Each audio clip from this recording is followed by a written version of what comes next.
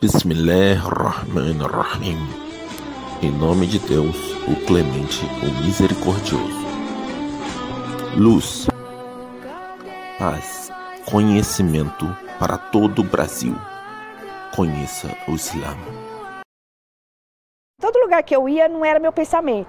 Na igreja evangélica não era meu pensamento. Na igreja católica não era meu pensamento. No candomblé não era também. Who is the lover? Allah. Who is Ar-Rahman? Allah. Who is Al-Mannan? La ilaha illallah. Muhammadur Rasulullah. Muhammad is the messenger. Allah is our return. La ilaha illallah.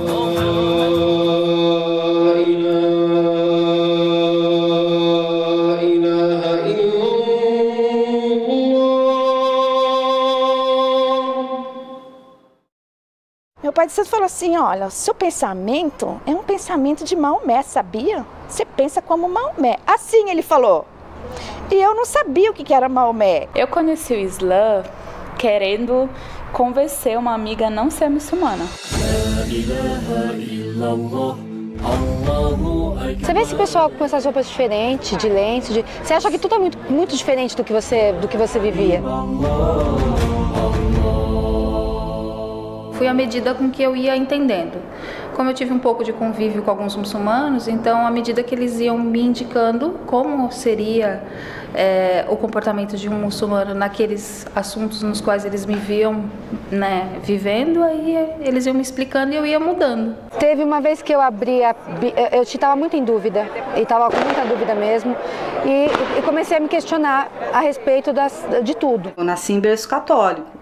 E sempre fui muito religiosa. Minha família é muito religiosa, não só de domingo, né? Porque o brasileiro tem isso também, né? A minha mãe era muito católica. A minha mãe disse, não, isso é bobagem, Jesus te ama, você é filhada de São Judas, sabe? Inicialmente eles acharam que ia passar, né? Que é assim, ela tá conhecendo.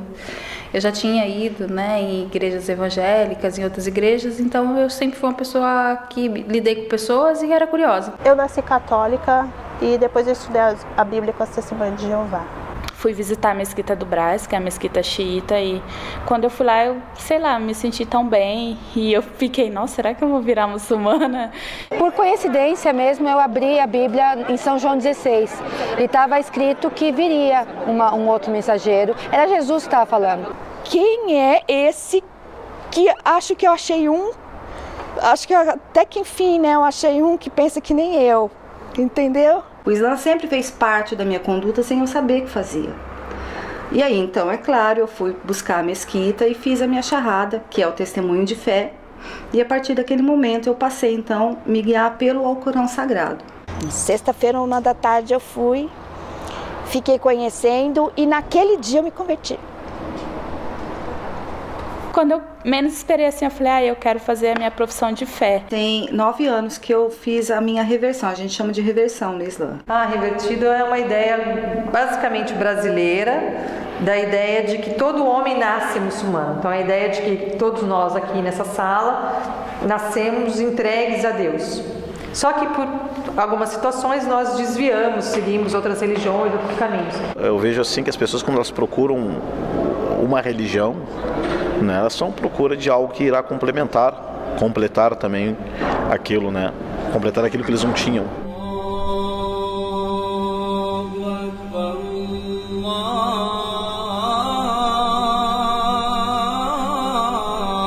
As pessoas perguntam, vocês acreditam em Deus? Porque simplesmente Allah é Deus em árabe. Então é só uma troca de idiomas. E as pessoas perguntam também, é verdade que no Islã vocês não acreditam em Jesus? A gente acredita em Jesus. Jesus, na verdade, é muito citado no Alcorão. O Alcorão nós acreditamos ser a palavra literal de Deus que Deus revelou ao profeta Muhammad através do anjo Gabriel. Tem 114 capítulos.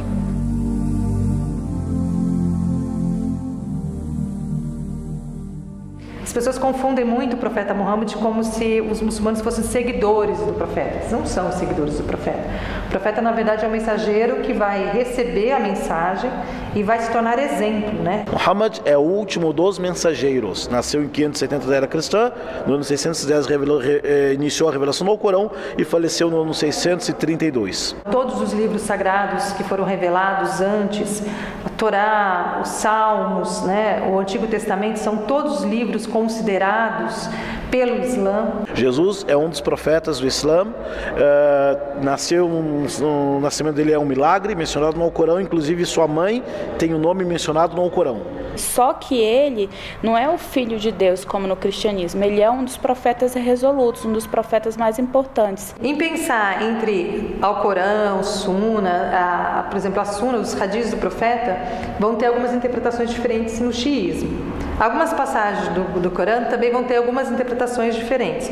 A principal diferença é que para os sunitas o Islã é o que o Corão disse, que a palavra de Deus é literal, o que Muhammad falou e deu exemplo, isso chama-se Sunna, e foi transmitido pelos seus companheiros. Depois que o profeta Muhammad morre, há uma discussão sobre a sucessão dele.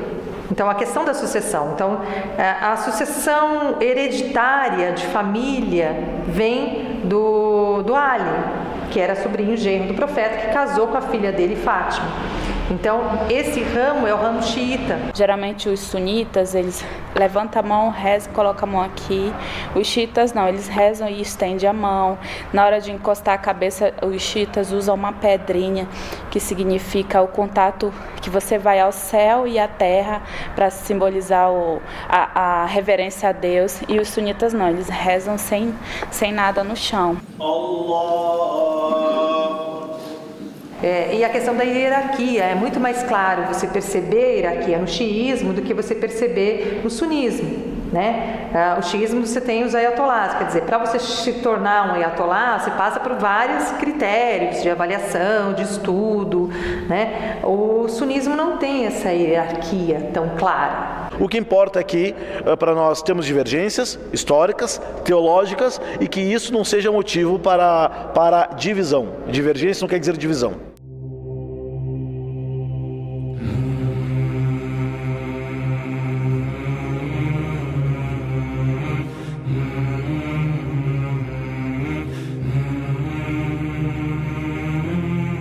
Em relação às cinco orações, não de cumpri-las, mas de poder cumpri-las, a adaptação é complicada, até hoje. Essa oração é um compromisso que nós temos diretamente com Deus. Se ela não pode estar na mesquita, e ela não pode, inclusive, às vezes, por causa do trabalho, estudo, outra atividade, não fazer as orações no devido horário, ela faz assim que puder, ou em casa, ou em qualquer outro local, assim que ela puder, porque, vamos dizer assim, é um compromisso, uma dívida que ela tem com Deus. استجيبوا لربكم في إيذاء غيرنا فقد آذيناه صلى الله عليه وسلم. O Islã, ele orienta que o muçulmano deve respeitar o próximo, dar os direitos aos outros. Proíbe o Islã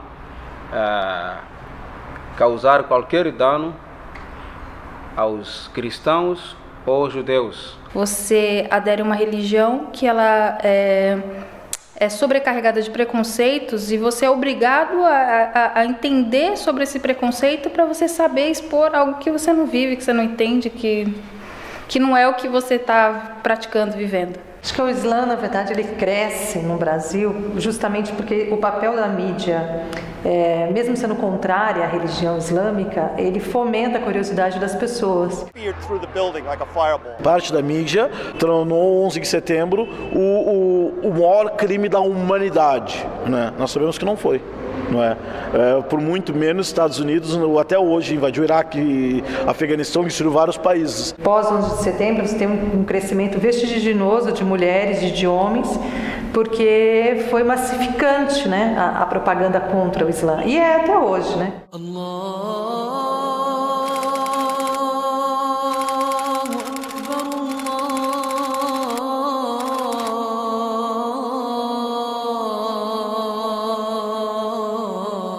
Terrorismo nada tem a ver com religião. Terrorismo tem a ver com movimento político.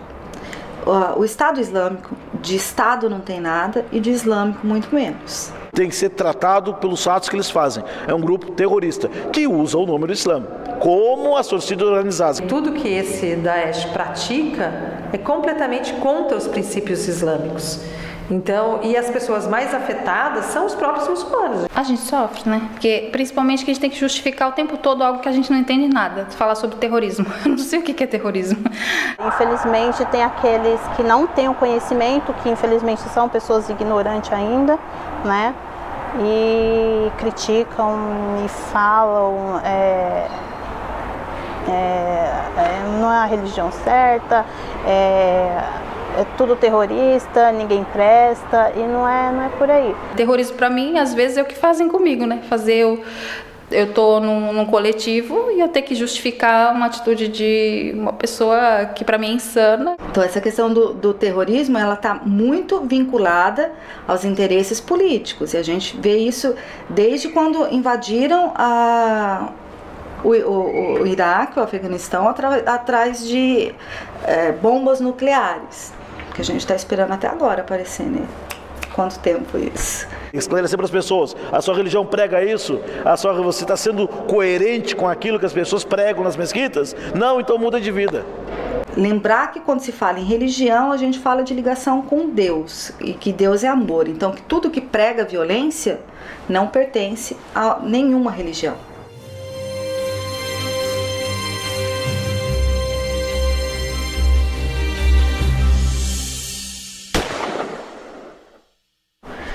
Mas que as pessoas passem a, de fato, exercer o seu papel religioso de amor ao próximo. Porque nenhum livro sagrado está determinando quem é esse próximo. Está dizendo, ame somente os protestantes, ou ame somente os católicos, ou ame somente os héteros, ou não tem isso. Está dizendo, ame o seu próximo como a ti mesmo.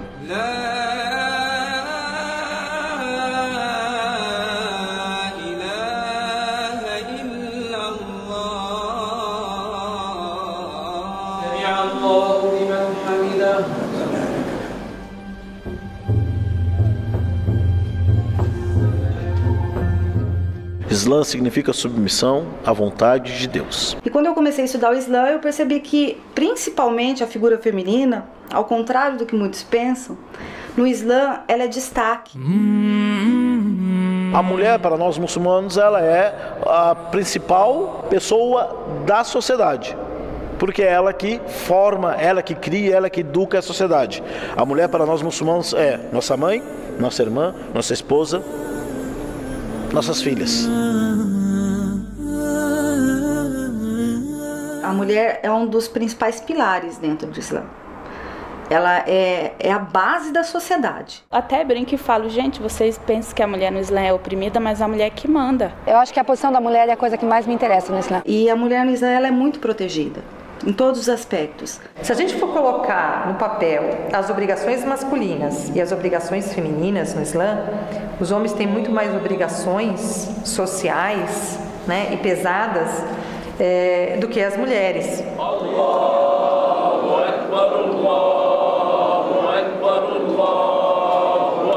O homem muçulmano, ele é um homem que gosta de ser provedor, de cuidar muito da família dele. E a mulher do Ocidente, a brasileira, normalmente gosta muito de trabalhar fora. Então, às vezes, é esse o maior choque que se tem. Se eu trabalho e tenho um salário de 50 mil, esse salário é meu. Eu só empresto aquele salário para contribuir com a renda familiar se eu quiser. Que a mulher, cabe a ela ser sustentada. O dinheiro que ela recebe, se ela trabalha, é dela. Cabe ao homem proteger a mulher e não abusar, e não desrespeitar, e não ser também, vamos dizer assim, machista com a mulher. Proteger não é ser machista. Isso para nós pensamos assim.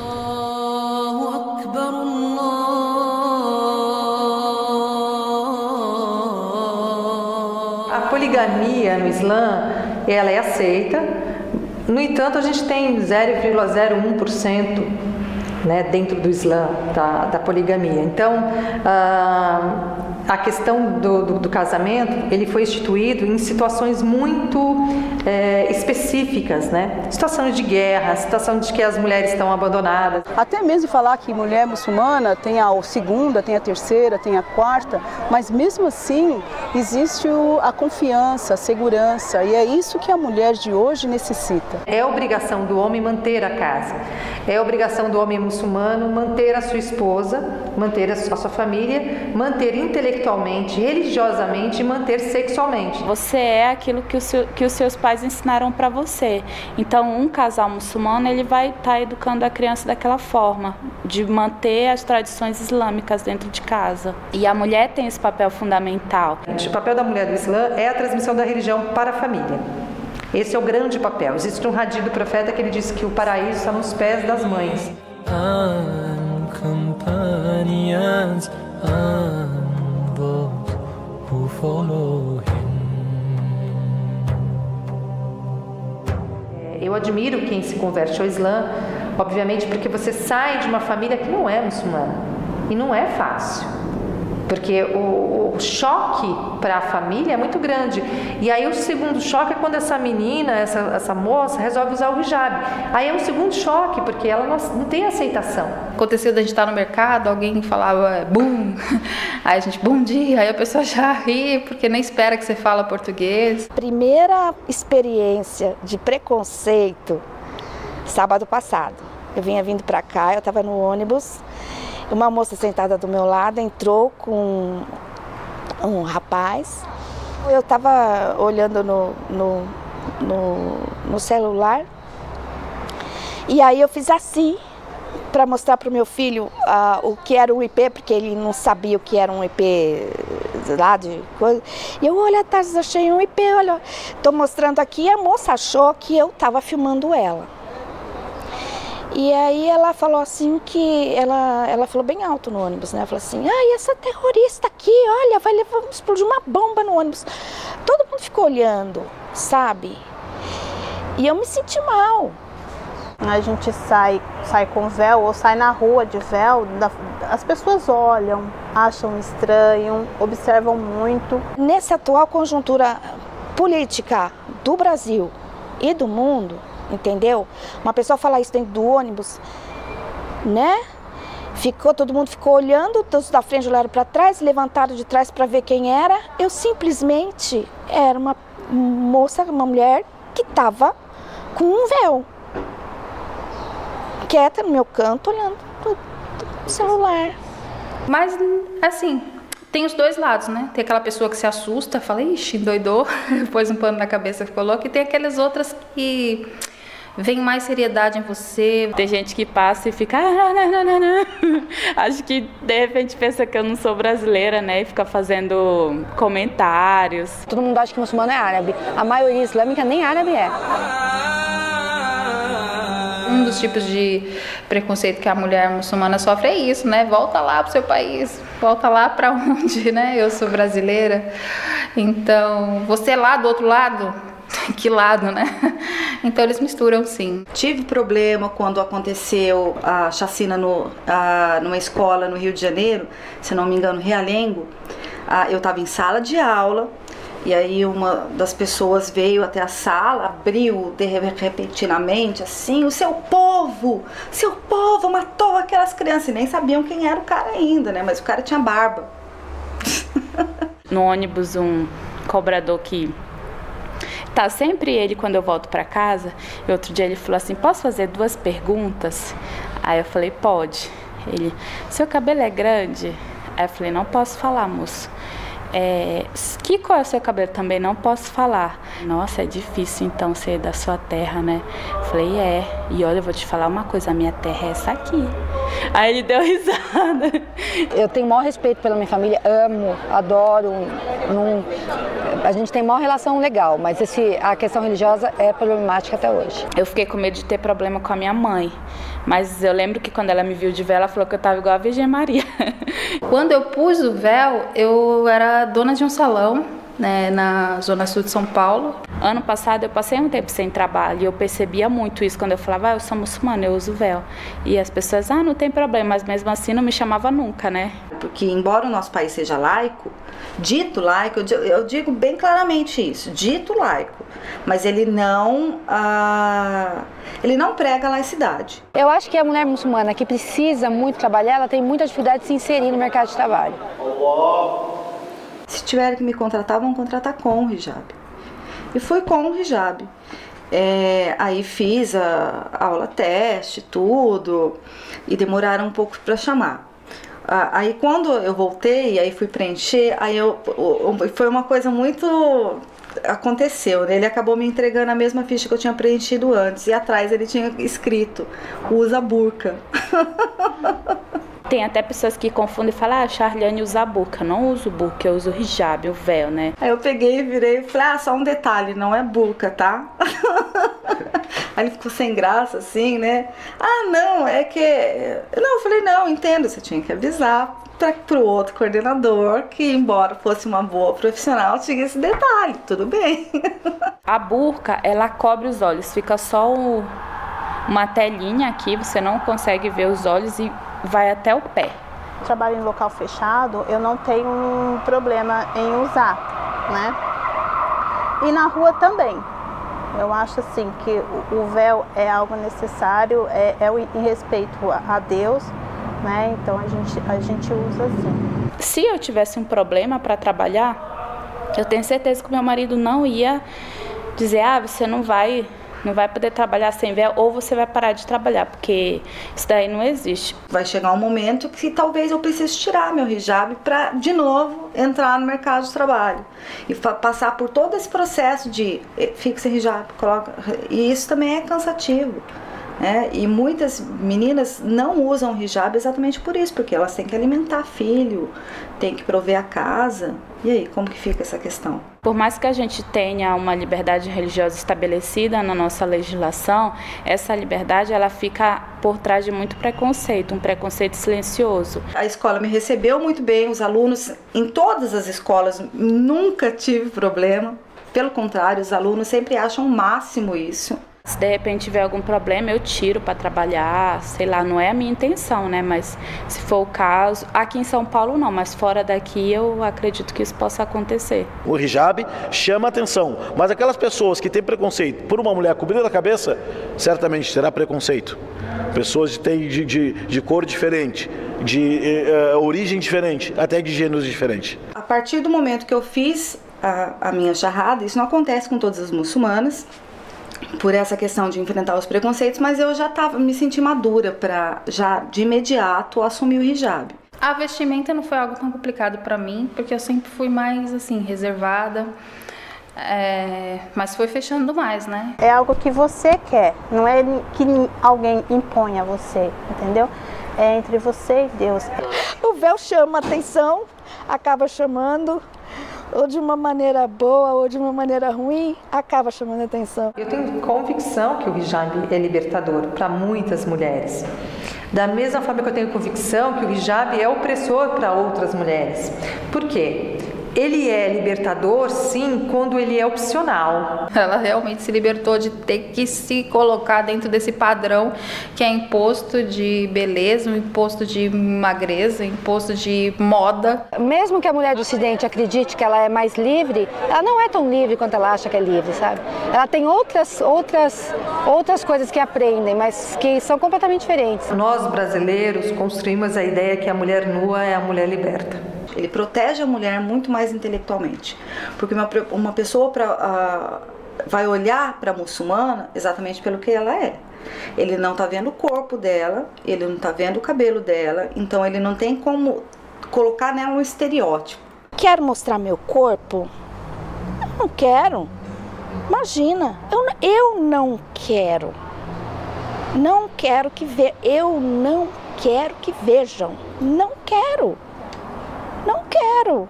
Não quero que veja meu cabelo. Se quiser ver meu cabelo, casa comigo. Eu penso assim, eu não preciso dar satisfação ao homem. Eu só preciso dar satisfação para Deus. Se é assim que ele gosta de me ver, então é assim que eu vou seguir. Eu posso usar, eu não posso usar. Então é uma opção minha. Se eu uso, eu tenho a minha responsabilidade, mas se eu quiser tirar, eu posso tirar também. É um compromisso comigo e com Deus, mas que Deus sabe que se eu precisar tirar, Ele não vai me recriminar por isso. A regra é: a mulher deve usar o lenço. Mas essa obrigação, ela vai prestar contas a quem? A Deus, no dia do juízo, né? É ela que vai prestar contas. Então, se você é casado com uma mulher muçulmana, você não pode obrigar a sua esposa a usar, o seu irmão não pode obrigá-la a usar, ninguém pode obrigá-la a usar. A vestimenta, ela é uma forma de eu exteriorizar uma fé que está dentro do meu coração e de aperfeiçoar a minha prática religiosa. Para as pessoas de fora, parece que nós estamos reprimidas, oprimidas e deprimidas. Não, não. A gente está tão feliz aqui dentro que você não faz ideia. É um grito para a sociedade do não, você não determina o meu padrão. A mulher muçulmana, ela se submete unicamente a Deus, a ninguém mais. O Islã, ele é libertador. Quem não é libertador são os homens. O Brasil, ele está entre um dos rankings mais acima em relação à violência contra a mulher. No geral, a população não é muçulmana. O machismo mata. É fato. E o machismo mata não só dentro do Islã, o machismo mata no mundo todo. Existe a posição cultural de determinados estados, países.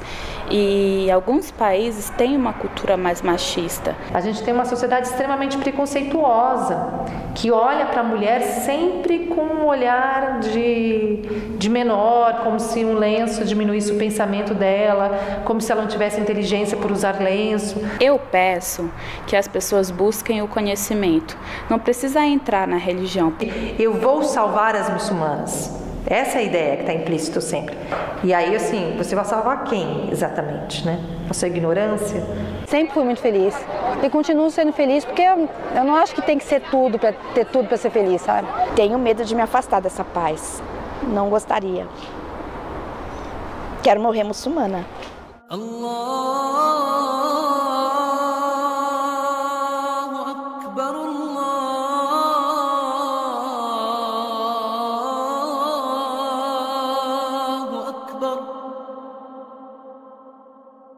لا